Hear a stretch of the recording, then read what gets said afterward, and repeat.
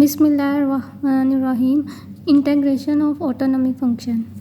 जो autonomic function है ना, उसकी इंटीग्रेशन कैसे होती है और कितने लेवल्स पर हो रही है, हम ये देखेंगे कि ये क्या होती है। इंटीग्रेशन ऑफ ऑटोनॉमिक फंक्शन जिसमें नेगेटिव फीडबैक मैकेनिज़्म के थ्रू होती है। ये किस तरह होती है? नेगेटिव फीडबैक मैकेनिज़्म यूज़ होता है इसके अंदर, ठीक है। नेगेटिव फीडबैक मैकेनिज़्म यूज़ होता है और जो कि कंट्रोल कर रहा होता है ओवरऑल रिस्पॉन्स को। एएनएस के न्यूरोट्रांसमीटर्स जो रिलीज़ हो रहे होते हैं या जो भी उनकी ट्रांसमिशन वगैरह हो रही होती है ना, उन सब के जो ओवरऑल रिस्पॉन्स होता है वो थ्रू नेगेटिव फीडबैक मैकेनिज़्म के ज़रिए जो है वो कंट्रोल किया जाता है, ठीक है। तो इसमें mainly negative feedback mechanism use हो रहा है और ये कितने लेवल्स पर होता है? ये दो लेवल्स पर हो जाता है। एक होता है लोकल लेवल और एक होता है सिस्टेमिक लेवल, ठीक है। और जो लोकल लेवल होता है ना, लोकल में जो है प्री साइनेप्टिक और पोस्ट साइनेप्टिक नर्व टर्मिनल्स आ जाते हैं। उसमें भी जो सबसे इम्पोर्टेंट है ना, वो प्री साइनेप्टिक नर्व टर्मिनल पर जो इंटीग्रेशन हो रही होती है ना, वो लोकल इंटीग्रेशन जो है वो इसकी एग्जांपल है, वो जो प्री साइनेप्टिक नर्व टर्मिनल पर हो रही होती है, ठीक है। दोनों लेवल्स पर ही होती है, दोनों टर्मिनल्स पर ही होती है, लेकिन जो प्री साइनेप्टिक टर्मिनल पे हो रही होती है ना, वो सबसे इम्पोर्टेंट मैकेनिज़्म है, ठीक है। और इसमें ना हम दो तरह के रिसेप्टर्स की बात करेंगे। एक होता है ऑटो रिसेप्टर्स और हेटेरो रिसेप्टर्स। जो प्री साइनेप्टिक टर्मिनल होता है ना, उस पर तो जो ऑटो रिसेप्टर्स होते हैं ना, इनके नाम से पता चल रहा है इसमें जो नर्व टर्मिनल होती है ना, उसी से जो सब्सटेंस रिलीज़ हो रहा होता है ना, वो इटसेल्फ जो है ना, वो अपनी ही जो उसकी रिलीज़ होती है ना, उसको कम या ज़्यादा करवाता है, मॉड्यूलेट करवा रहा होता है। तो जो same substance release from the same nerve terminal itself modulates its release, ठीक है। इसमें ऑटो रिसेप्टर्स में ये आ जाता है कि इसमें जो है वो सब्सटेंस इटसेल्फ है, मॉड्यूलेट्स इट्स रिलीज़।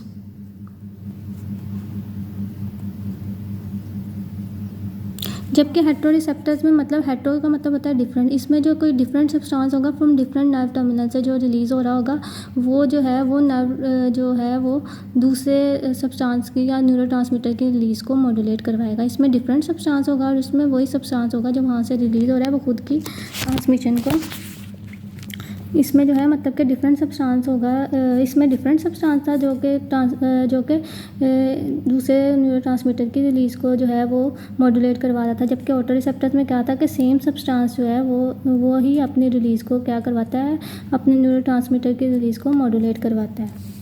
क्या ये कॉन्सेप्ट है, इसको समझने के लिए ना नर्व टर्मिनल ये ड्रॉ की गई है। इसमें ना क्या है कि ये प्री साइनेप्टिक नर्व टर्मिनल है, ठीक है।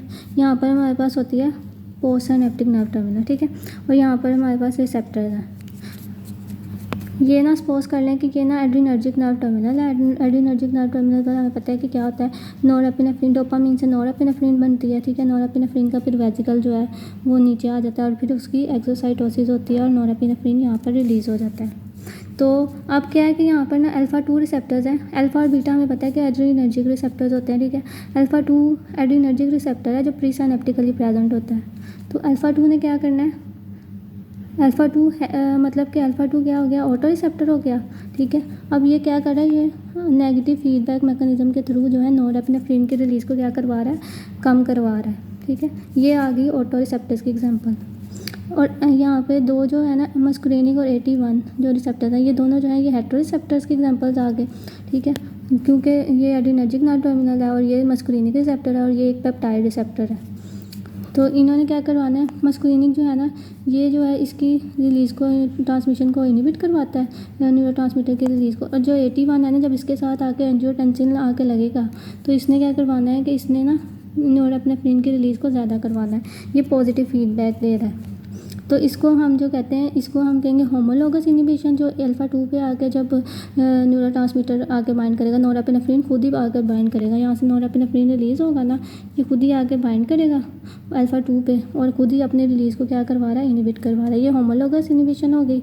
और मस्कुरेनिक पर एसिटाइलकोलिन आकर बाइंड करेगा, तो इस वजह से ये क्या है, हेटेरोलोगस इनहिबिशन। और 81 जो है ये क्या करवा रहा है, ये पॉजिटिव, ये क्या करवा रहा है, इसका पॉजिटिव फीडबैक है। एंजियोटेंसिन जब इसके ऊपर आकर लगेगा तो ये होमोलोगस होमोलोगस फैसिलिटेशन हो जाएगी, मतलब कि ये इसकी रिलीज़ को फैसिलिटेट करवा रहा है या इंक्रीज़ करवा रहा है, ठीक है। ये हमारे पास ऑटो रिसेप्टर्स और हेटेरो रिसेप्टर्स का कॉन्सेप्ट है।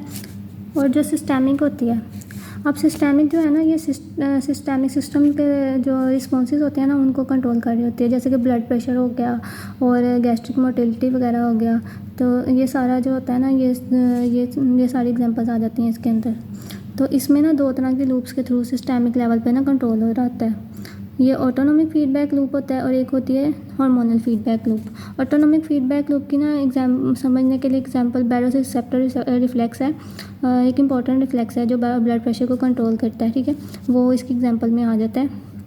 जब भी कभी ब्लड प्रेशर हाई होता है ना, तब क्या होता है कि बैरोरेसेप्टर रिफ्लेक्स होता है ना, वो एक्टिवेट हो जाता है, ठीक है। बैरोरेसेप्टर रिफ्लेक्स ने क्या होना है, एक्टिवेट हो जाना है। जब बैरोरेसेप्टर रिफ्लेक्स एक्टिवेट होगा ना, तो इसने क्या करना है, वेजोमोटर सेंटर को ना सिग्नल देने हैं, वेजोमोटर सेंटर को सिग्नल दे देने हैं, ठीक है। इसने वेजोमोटर सेंटर को जब सिग्नल देने हैं, तो वेजोमोटर सेंटर ने क्या करना है, इसने पैरासिम्पैथेटिक नर्वस सिस्टम को एक्टिवेट करना है। और जो पैरासिम्पैथेटिक नर्वस सिस्टम है ना, इसने क्या कर देना है, जो पैरासिम्पैथेटिक नर्वस सिस्टम है, इसने क्या कर देना है, वेगल टोन को इंक्रीज कर देना है। वेगल टोन, हमें पता है कि वेगल नर्व जब भी स्टिमुलेट होती है तो वो क्या करवाती है, वो ब्रैडीकार्डिया करवाती है। तो इसने क्या कर देना, हार्ट रेट को डिक्रीज़ कर देना, ठीक है। अब हार्ट रेट को डिक्रीज़ करने से ब्लड प्रेशर का क्या इफेक्ट आता है, इसको समझने के लिए ना ये बेसिक फार्मूला है। ब्लड प्रेशर जो होता है ना, वो इक्वल होता है, equals to heart rate multiply by total peripheral resistance होता है, ठीक है। तो जब भी कभी अगर हार्ट रेट ज़्यादा होगा ना, तो ब्लड प्रेशर भी ज़्यादा हो जाएगा, और जब भी कभी टोटल पेरिफेरल रेजिस्टेंस ज़्यादा होगी, तब भी ब्लड प्रेशर ज़्यादा हो जाएगा। तो अगर कम हो रहा है तो इसका मतलब ब्लड प्रेशर भी कम हो जाएगा। At the same time vasomotor centre ने क्या करना होता है, हमारा जो सिंपैथेटिक ऑटोनॉमिक नर्वस सिस्टम होता है, उसको क्या करना होता है, उसको इनहिबिट करना होता है। जिसकी वजह से क्या होता है कि एक तो जो sympathetic autonomic nervous system vasoconstriction करवा रहा होता है ना, तो वेजो कंस्ट्रिक्शन भी क्या होगी, अब कम हो जाएगी। साथ ही साथ जो कंट्रैक्शन फोर्स है ना, वो भी कम हो जाएगी। जो भी हार्ट की भी कंट्रैक्शन फोर्स होती है,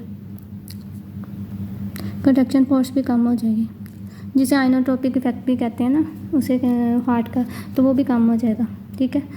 उसके साथ साथ अब सिंपैथेटिक टोन भी कम हो जाएगी, ठीक है। सिंपैथेटिक टोन कम हो जाएगी तो हार्ट रेट भी क्या हो जाएगा, कम हो जाएगा।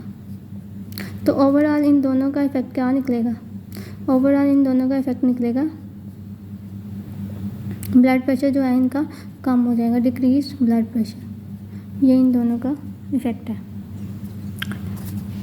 और जो हार्मोनल फीडबैक लूप है, इसकी एग्जांपल में आ जाता है रीनल एंजियोटेंसिन सिस्टम, वो इम्पोर्टेंट एग्जांपल आ जाती है इसकी। उसमें क्या होता है कि जब भी कभी ब्लड प्रेशर लो हो जाता है ना, तो रीनल ब्लड फ्लो जो है वो है कम हो जाता है, रीनल ब्लड फ्लो डिक्रीज़ कर जाता है, ठीक है। जब रीनल ब्लड फ्लो जो है वो डिक्रीज़ कर जाता है, तो जो हमारा रीनल एंजियोटेंसिन सिस्टम है, वो कैसे वो एक्टिवेट हो जाता है। जो जेजी ऑपरेटस वाला सिस्टम पड़ा होता है ना, वो एक्टिवेट, वो सेंस करता है कि ब्लड फ्लो कम आ रहा है, तो वो रीनन को एक्टिवेट करता है। रीनन रिलीज़ जो है वो ज़्यादा हो जाती है, रीनन रिलीज़ ज़्यादा होती है तो वो क्या करता है, एंजियोटेंसिन 2 को ज़्यादा करता है, एंजियोटेंसिन 2 की रिलीज़ को ज़्यादा करता है। एंजियोटेंसिन 2 जो है वो एल्डोस्टेरोन को ज़्यादा करता है, एल्डोस्टेरोन हार्मोन है, उसको इंक्रीज़ को ज़्यादा रिलीज़ को ज़्यादा करता है। और एल्डोस्टेरोन होता है ना, इसने क्या करना होता है, रिजॉर्प्शन करनी होती है किडनी में, रीनल ट्यूब्यूल्स पे resorption of salt and water, ठीक है। इन सब की रिजॉर्प्शन करनी होती है, जिसकी वजह से कार्डियक ब्लड वॉल्यूम इंक्रीज़ करता है और कार्डियक आउटपुट भी इंक्रीज़ कर जाती है। ब्लड वॉल्यूम इंक्रीज़ करता है, कार्डियक आउटपुट भी इंक्रीज़ कर जाती है।